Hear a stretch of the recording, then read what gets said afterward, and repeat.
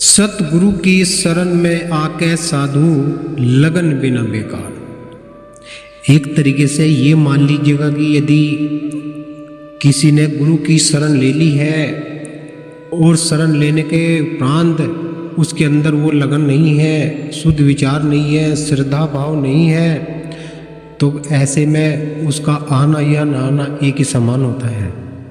सतगुरु महाराज बता रहे हैं कि सतगुरु की शरण में आके साधु लगन बिना बेकार। लगन रखनी पड़ेगी, बिना लगन के कुछ नहीं मिलने का। देखिएगा कि जब एक बच्चा होता है, छोटा बच्चा, जब तक वो रोएगा नहीं तो उसकी माँ को कैसे पता चलेगा कि मेरा बच्चा भूखा है। उसी प्रकार से ही सतगुरु महाराज के चरणों में विनती लगानी पड़ेगी, अपनी हाजिरी लगानी पड़ेगी, लगन लगानी पड़ेगी, श्रद्धा रखनी पड़ेगी, विश्वास रखना पड़ेगा और सेवा करनी पड़ेगी। कहीं जाकर जब सतगुरु के दरस दीदार हो जाते हैं। क्या बता रहे हैं, एक वाणी के द्वारा जुड़ते हैं। यदि आप हमारे चैनल पर नए हैं तो सब्सक्राइब और लाइक कमेंट करना ना भूलें। सतनाम। सतगुरु की शरण में आके लगन बिना बेकार, कि काम क्रोध मोह लोभ के बस में बढ़ रहे तेरे विकार। सतगुरु महाराज बता रहे हैं कि हे भाई, तू काम क्रोध मोह लोभ के बस में इतना आगे बढ़ चुका है कि तू वहाँ से वापस हट जा, नहीं तो तुझको अंधकार में जाना पड़ेगा। कि काम क्रोध मोह लोभ के बस में बढ़ रहे विकार, कि सतगुरु की शरण में आके लगन बिना बेकार। कि तू काम क्रोध मोह लोभ ये सब क्या है? ये सब दुश्मन है इस जीव के। जब आप इस चीज़ को जान लोगे और जब इस चीज़ को समझ लोगे तो आपके अंदर वो मालिक दरसने शुरू हो जाएंगे। क्या बता रहे हैं कि काम, जब हमारा मन 5 विषय छूट जाएंगे हमारे मन से, जैसे काम क्रोध मोह लोभ, तो हमारा मन सत में हो गया तो हम सतगुरु के बंदे हो जाएंगे। जब हमारे मन में ये विकार हमारे दूरी नहीं हुए तो हम सतगुरु के काहे के बंदे बनेंगे। हम तो नरक के बंदे ऐसे पहले भी थे और ऐसे ही आज भी है। कोई सुधार, कोई बदलाव आया ही नहीं। कैसे बदलाव नहीं आया तो कैसे गुजारा होगा? नहीं हो। क्या बताया है पहली कली के द्वारा, भाई बंद सुत कुटुंब कबीला इनमें गला रे तेरा प्यार। पहली कली के द्वारा क्या बता रहे हैं महाराज कि भाई बंद सुत कुटुंब कबीला इसमें गला तेरा प्यार, भरम जाल को छोटा नहीं संतों के दरबार। कि महाराज बता रहे हैं कि भाई बंद सुत कुटुंब कबीले से जिसको तू प्यार करता है, जिसको तू बेपनाह चाहता है, वो तेरे संग साही नहीं जा सकता। यहाँ के जो तूने महल हवेली गाड़ी घोड़ा तूने इधर उधर से झूठ सच बोलकर मेहनत करके भी तन्ने कमाया है, तो वो भी तेरे साथ नहीं जाने वाली। एक तेरे साथ क्या जा सकता है? इस चीज़ का विचार करना कि तुम्हारे साथ में तुम्हारा ही कर्म जाएगा, कि जैसा तुम कर्म करोगे उसका तुमको ऐसे ही मिलना शुरू हो जाएगा। कि जो चीज़ हमारे साथ जाने वाली नहीं है तो उसमें हमें क्यों झमेला डालना। जिस प्रकार सागर के अंदर मछली रहती है, वो मछली समंदर का पानी पीकर मरती नहीं है, ऐसे ही ये सागर इस जीव के लिए समंदर के समान ही है। कि जिस प्रकार से सागर में मछली रहती है उसी प्रकार से ही इस जीव को संसार में रहते हुए, संसार के सभी कार्य करते हुए और अपनी लोग उस मालिक परमात्मा सतगुरु में जो लगा लेता है, वही सतगुरु का प्यारा कहा जाता है, वही सतगुरु का बंदा कहलाया जाता है, उसी का नाम अमर हो जाता है। बता रहे हैं कि भ्रम जाल को छोड़ा नहीं, कि तूने भ्रम को भी नहीं छोड़ा, तूने अपने विषय विचार नहीं शुद्ध किए। संतों की शरण में तो आ गए हैं, लेकिन हमारे तो विचार ही शुद्ध नहीं हुए। जब विचार शुद्ध नहीं हुए, ईर्ष्या चुगली निंद्रा में ही मसला गला हुआ है, तो फिर सत्संग काहे का लगा है? सत्संग बिल्कुल नहीं लगा, क्योंकि सत्संग जब लग जाएगा तो ये विकार दूर हो जाएंगे। सभी जीव एक समान लगने लगेंगे, परमात्मा क्योंकि सभी के घट में व्यापक है, लेकिन वो लोग सब अपने कार्य में मस्त हैं। लेकिन एक आदमी है कि उसने कभी सत्संग में गया नहीं, और वही आदमी ने न कभी दारू पी, न कभी झूठ बोलना, न कभी मांस खाया, न कभी किसी जीव को सताया। सबके लिए वो प्रेम भावना से ही कार्य कर रहा है। तो वो बहुत परमात्मा का बहुत प्यारा होता है, वो सतगुरु का बहुत प्यारा होता है, क्योंकि जो पाप छोड़ देता है और अपने माँ बाप की सेवा करने लगते हैं, भाई बहन बड़ों से आदर भाव से बात करेंगे, अपने गुरुजनों का सम्मान करेंगे, तो ऐसे जो जीव है वे सतगुरु के बहुत ही प्यारे होते हैं। सतगुरु उन्हें अपनी नर्म निगाह से ही कृतार्थ कर देते हैं। क्या बताया है कि सतगुरु की शरण में आके साधु लगन बिना बेकार, कि सतगुरु की शरण में तो आ गए हैं लेकिन लगाए लगन तो है ही नहीं, तो कोई कार्य नहीं बनेगा। दूसरी कली के द्वारा क्या बताया है कि संतों की शिक्षा माने नहीं, बोले बिना विचार, कि संतों की शिक्षा माने नहीं, बोले बिना विचार, कि जो साधु संत समझा रहे हैं उसको तो मान ही नहीं रहे, और बिना विचार के जिसका कोई मतलब नहीं बनता, किसको गाली देना, किसी को अव्यर्थ भाषा में बोलना, ऐसे साधु कभी ऐसे विचार नहीं किसको बताते। साधु तो बताते हैं कि संत जो बताते हैं वो कहते हैं कि सबसे प्रेम करो और सभी से ही नम्रपूर्वक संवाद करो, कि संतों की शिक्षा तो मानी नहीं और बोलते हैं अर्धगर्द बोलते हैं, तो उनको कोई सत्संग नहीं लगा है। कि संतों की शिक्षा माने नहीं, बोले बिना विचार, पराई निंद्रा मान बढ़ाई, कहा है कि पराई निंद्रा मान बढ़ाई, लेता फिरे उधार, कि तू पराई निंद्रा तू कर रहा है, संतों की तो तू बात माने नहीं रहा, उनकी शिक्षा तो तूने मानी नहीं है, और तू पराई निंद्रा मान बढ़ाई, तू इसको उधार लेता फिर रहा है कि भाई तू मान जा, तू अभी भी सुधर जा, ये चीज़ें तेरे लिए नहीं है। क्योंकि जब आप इन चीज़ों को त्याग दोगे तो आपके अंदर सत उपजना शुरू हो जाएगा, तो आप संतों की शिक्षा तभी तो मानोगे। संतों की शिक्षा वो जीव मानता है जो जीव संस्कारी आत्माएं होती है, जो जीव संस्कारी आत्माएं होती है वही संतों की शरण ग्रहण करती है, और पराई निंद्रा मान बढ़ाई से वे दूर हो जाते हैं। तभी उनका इस संसार के अंदर बहुत अच्छा कार्य चलते हैं, घर में सुख समृद्धि उनके आती है, और जन्म जन्म के उसके मैल धुल जाते हैं। क्या बताया कि संतों की शिक्षा माने नहीं, बोले बिना विचार, पराई निंद्रा मान बढ़ाई, लेता फिरता, कि सतगुरु की शरण में आके प्यारे, लगन बिना बेकार, कि काम क्रोध मोह लोभ के बस में बढ़ रहे तेरे विकार, कि तू इन विकारों से दूर हो जा।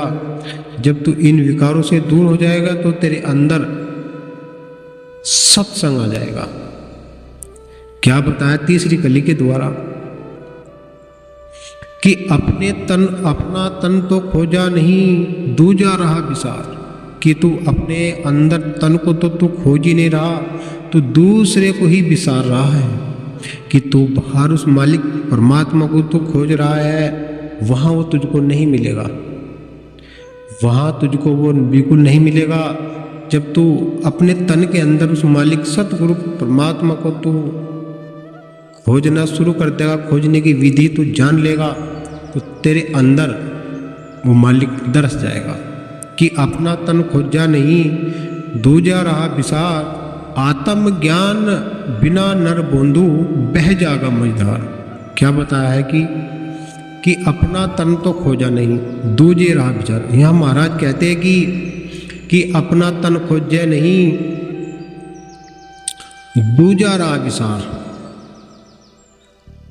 कि जब तक हम उस मालिक परमात्मा को अपने अंदर अपने घट के अंदर नहीं ढूंढ सकते, उसकी खोज ना नहीं हम कर सकते, वो कैसे खोज करनी है।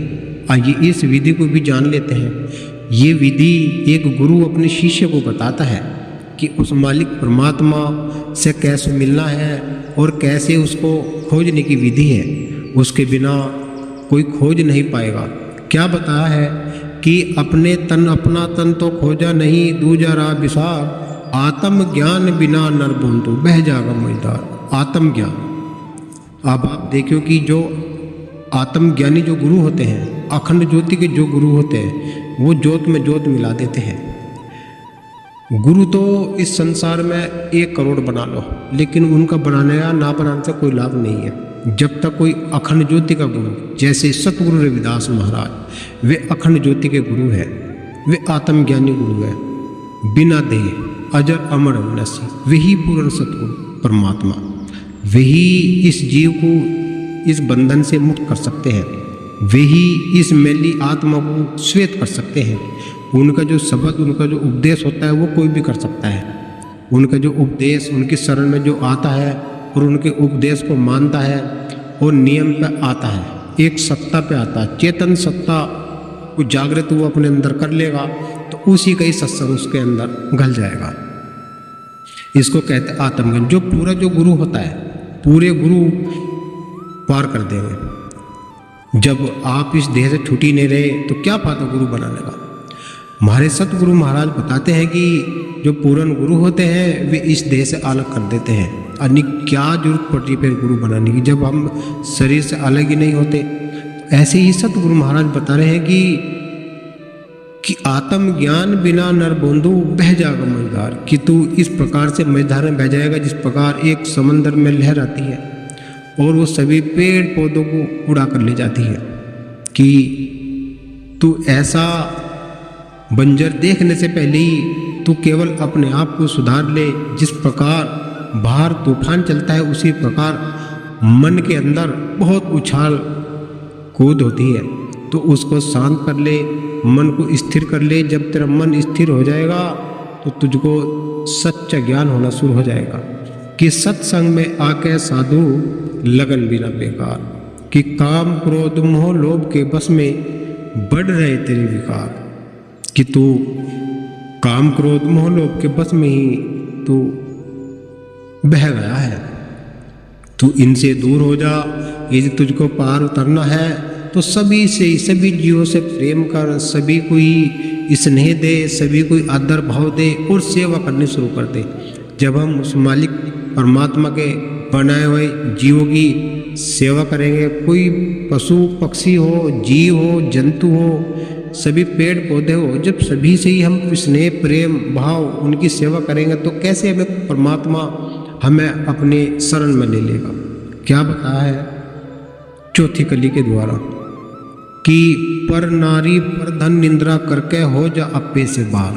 क्या बताया कि पर नारी पर धन, यदि किसी और की नारी को गलत भावना से देखते हैं, पर धन किसी दूसरे के धन पर निगाह गड़ा कर रखते हैं, निंद्रा एक दूसरे की चुगली निंद्रा करते हैं और आप से ही भार हो जाता है कि क्रोध करने में, एक दूसरे को पीटने में, मारने में, गाली गलौज करने में, अव्यर्थ भाषा में बात करने से।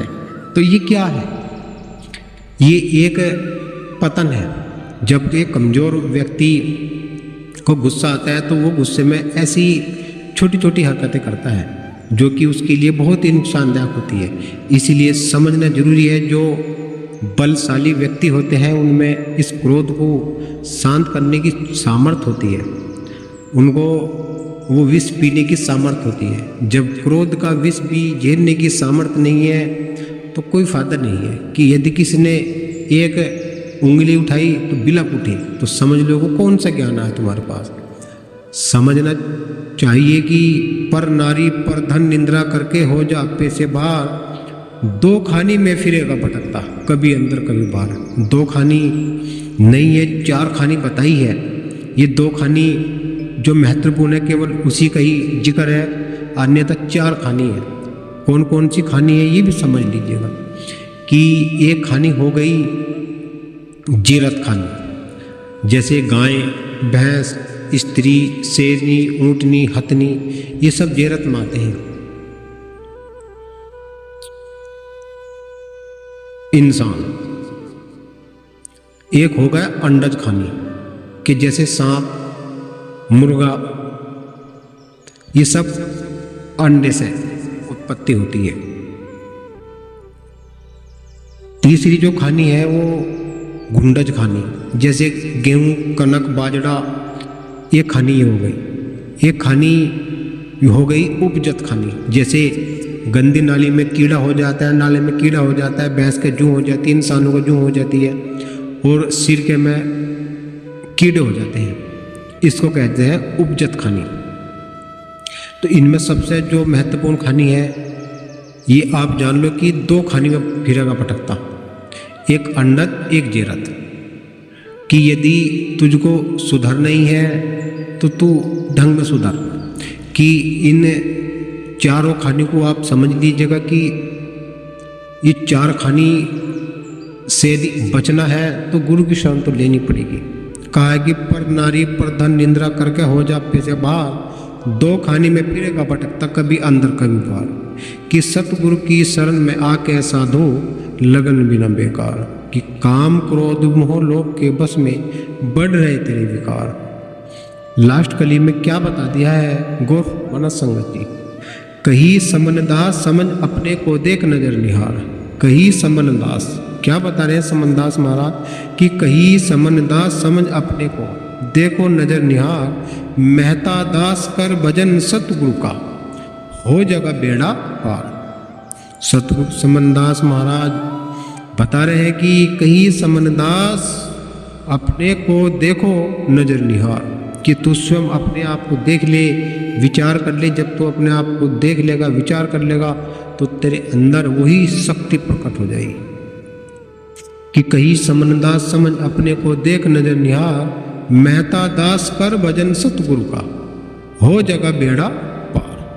कि सतगुरु की शरण में आके साधु लगन बिना बेकार, कि जब सत्संग में आ गया है तो थोड़ी सी भाई लगन लगा ले, तेरा बेड़ा पार हो जाएगा। कि काम क्रोध मोह लोभ के बस में तेरे बढ़ रहे विकार, कि तू इन विकारों को छोड़ दे।